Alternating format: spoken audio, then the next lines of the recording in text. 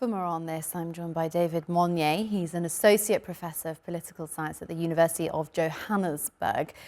David, what's going wrong for the ANC? What's turning voters away from them? There are a number of factors. I think a major factor is that, like all nationalist movements across the continent and in the world, they tend to lose power in their third to the fourth decade in power. So, as was the case in India, I think we've seen across the continent in Zambia and Zimbabwe. So, I think it's a natural progression of a party that has been in power for 30 years.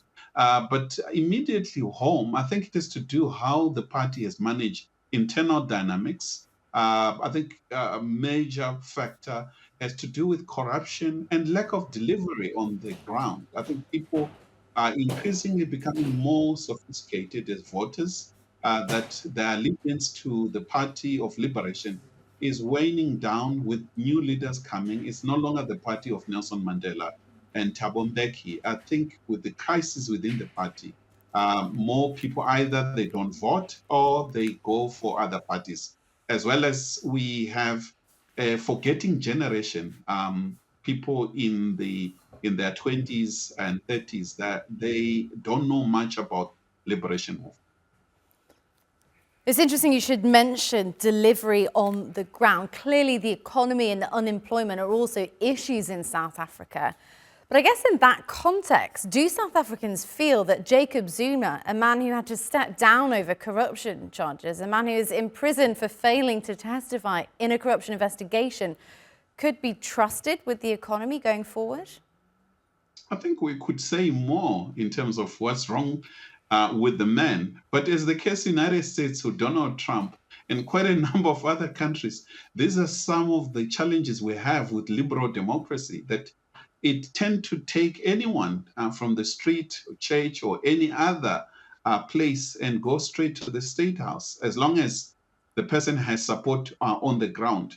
But when it comes to former President Jacob Zuma, he still commands a lot of respect, particularly in KwaZulu-Natal, his home province.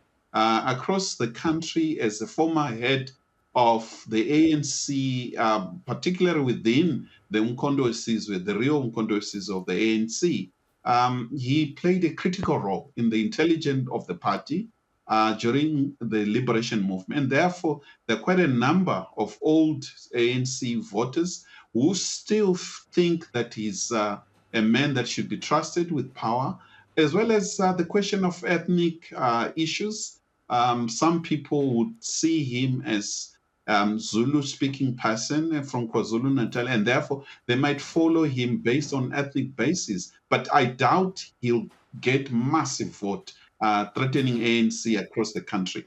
But chances of doing a heavy dent on ANC within KwaZulu-Natal is within his reach.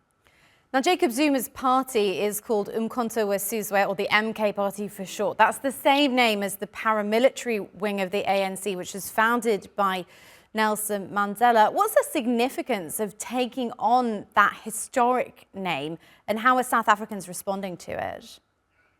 I think the ANC mismanaged the manner in which this particular party was registered.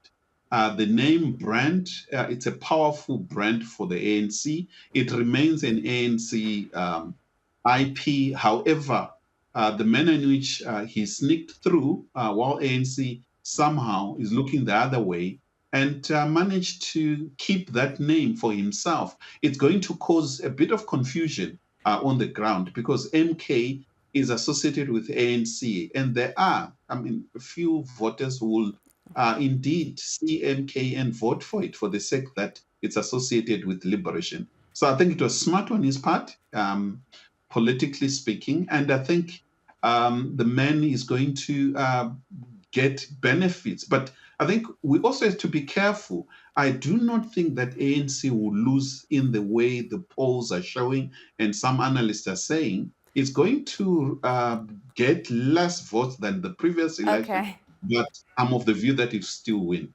Okay, David Monyae, thank you so much for speaking to us from Johannesburg.